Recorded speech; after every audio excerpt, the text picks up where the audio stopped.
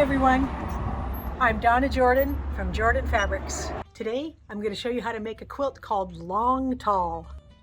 This is a pattern designed by Daniela Stout of Cozy Quilt Designs, and it's really fun looking because the strips have a stair-step effect, and those stairs are going both up and down. Now the pattern does come with multiple sizes included.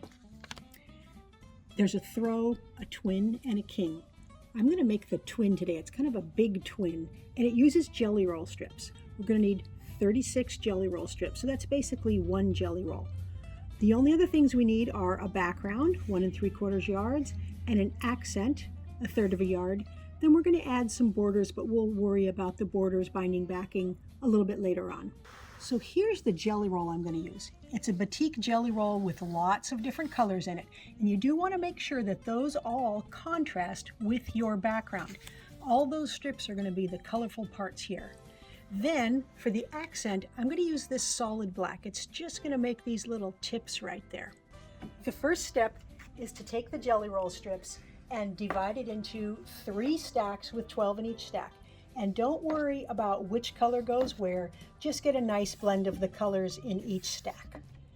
Now you may have seen the video we made many years ago, one of the first ones we made when we were just starting on YouTube, on how to make this long, tall quilt. But honestly, the quality was not very good. So it's just my son and I who make these videos. And so we've learned a lot over the years on how to film each scene so that you can see exactly how to make the quilt. And the old video, it's just a little bit shaky and hard to watch. So we wanted to redo this. We're going to redo some of the really old ones so that you as a quilter can have an easy time if you're making the quilt along with me. So I've got the strips separated into 3 stacks, and each stack is going to get subcut to some different lengths. Now I can't give you all the sizes because it's not my pattern, but Cozy Quilt's patterns are always very easy to follow.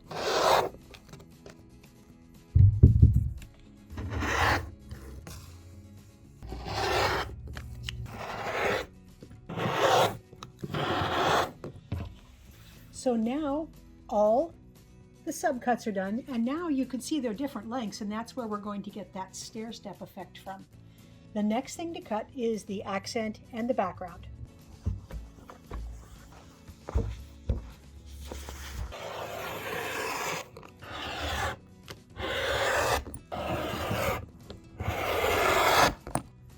All the cutting is done, and the next step is to take the accent strips and all the background strips over to the sewing machine. What we're going to do is stitch an accent strip onto the side of these background strips. So let's open this guy up, get one of these guys, and just use a very careful 1/4 inch seam and sew them together. Now you want to make sure you don't stretch as you sew, so if you want to put a couple of pins in, you can.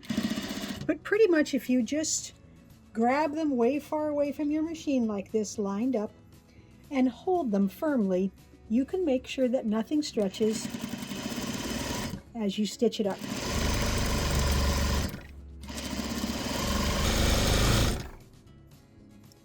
I'm going to finger press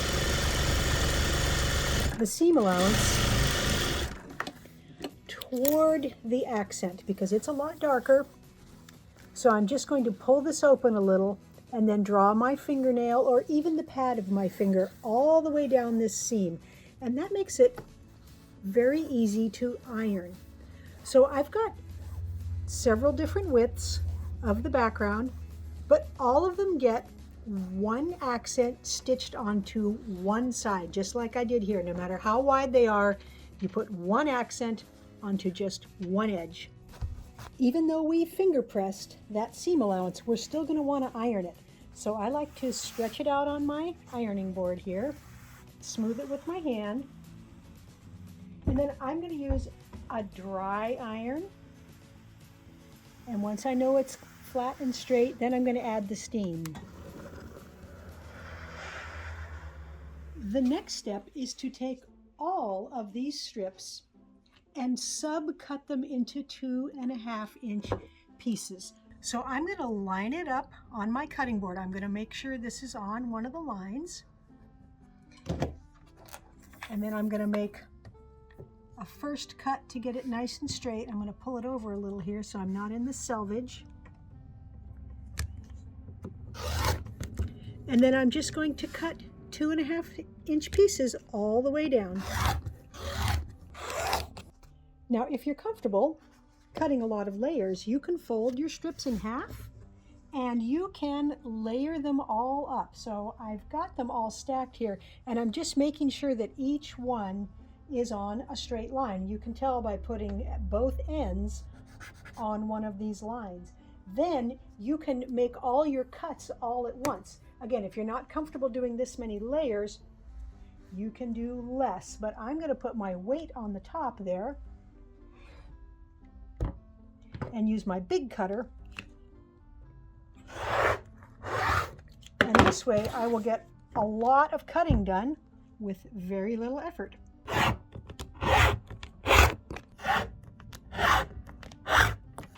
Now what we have is several different lengths of these background accent units. And we also have several different lengths of the jelly roll strips. So we're going to match them up kind of as opposites. So we're going to take this longest section here, and it's going to go on to the end of the shortest jelly roll piece. This one's going to go on there, this one on there, the shortest one on this guy. These very longest ones, they don't get anything added. And of course, we're going to have to put some over here, some here, some here, and some here. So I'm going to go ahead and take the first stack, this stack right here, and these guys, and stitch them all together. So let's take our first small strip here, and I'm going to put it right on top of this accent piece, stitch it together, and then I'm going to finger press the same way that that seam allowance was going. So both the seam allowances will be going in the same direction. So I'm going to do that with every piece in the stack.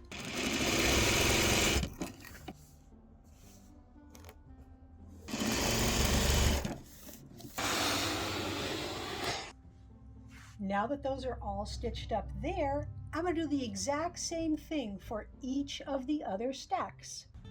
I've got all the pieces stitched together now.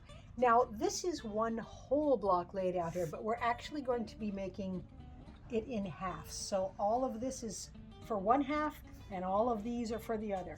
So now I'm simply going to take one from each stack and stitch them together in this order. So it doesn't really matter which ones you get, but I would get all different colors. So if you pick up two that are going to be the same print right next to themselves, pick up something else, but don't worry too much about which fabrics are where. All of the strip units, they're all the same length and there's no intersections to match at all.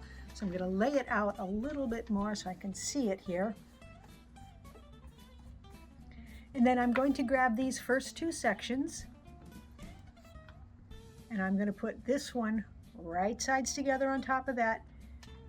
Take it over here and simply stitch that 1/4 inch seam all the way down.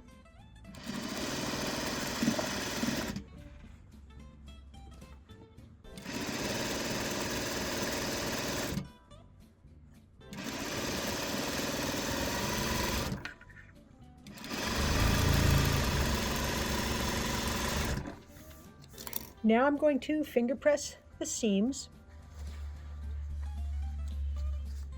all to the right. So every piece I add on here, all the seam allowances are going to be going that way. So this one, we could set it back here. Then we can see the next piece is going to go right there. And I'm just going to keep adding strips till the block is done.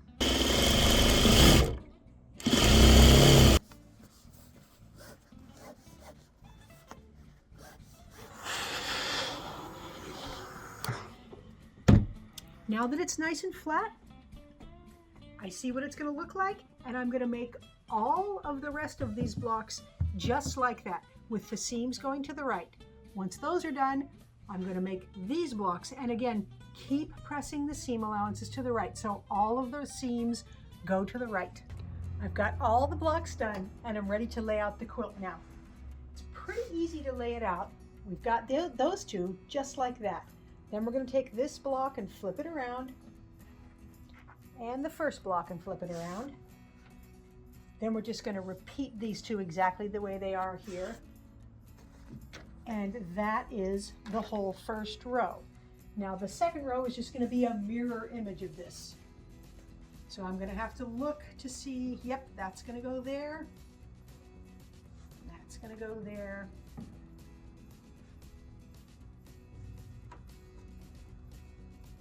Now the third row is exactly the same as the first row. And right now I'm not worrying about what colors go where. I'm just simply going to lay out all the blocks. Once that's done, I will trade them around to make sure everything looks nice and balanced. Now that it's laid out, you can really see the pattern starting to come together. I just love how it looks. Now, I'm probably going to trade around a few of the pieces. So there's quite a bit of orange here, and the orange sticks out quite a bit. So I'm going to trade this with one of the guys over there. But I'm not going to worry too much about being perfect. I'm just going to balance it out just a little bit. Then I'm going to sew everything together, and I'm going to put a couple borders on it, get it onto the quilting machine. I've got the long, tall quilt all loaded up on the machine. Now, next step is to pick a thread color, and there's so many that would look good on here. You do have a lot of open space, so if you want to use a contrast thread and have your quilting pattern really show up, this dark green would be a good one, because this background has a lot of green showing. Here's a light one that's going to blend in pretty well, and it's not going to show too much on there. Dark gold blends in very well with the patchwork, of course, and it will show also on the background. Lighter gold, now that's a good option. It won't show up very much on there. Won't show up very much on there. You could even go with something a little bit wilder. This is a nice peachy color. It's going to blend in real well here. And you know what? You can hardly even see it there. Of course, dark brown would work. Again, it's really going to show for the quilting. I think this time, I would like to blend pretty well. So I'm going to go with this medium gold. Now I want to talk a little bit about the quilting pattern. Most of the prints in this could be considered fall colored prints. It doesn't look like a fall quilt to me, but if I wanted to make it look like it was for fall, I could do a pattern like this with leaves, or I could do a pattern with leaves and acorns, and that would tend to give it more of a fall theme. Here's another leafy one I looked at. That would be nice too. But I think since it is so nice and colorful, that I'm going to do an overall design like this, and then that won't make it look like any particular season of the year. It'll be good for every day.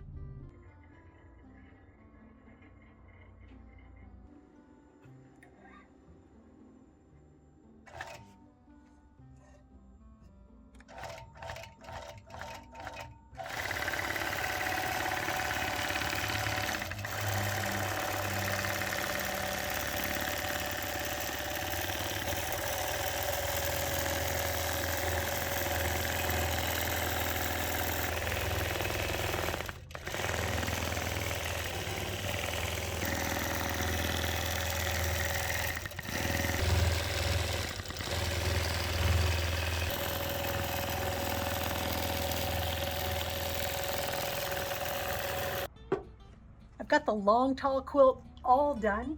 This is one of the fastest quilts I've ever made. It went together really in about 2 days, so it was very, very fast. No tricky matching.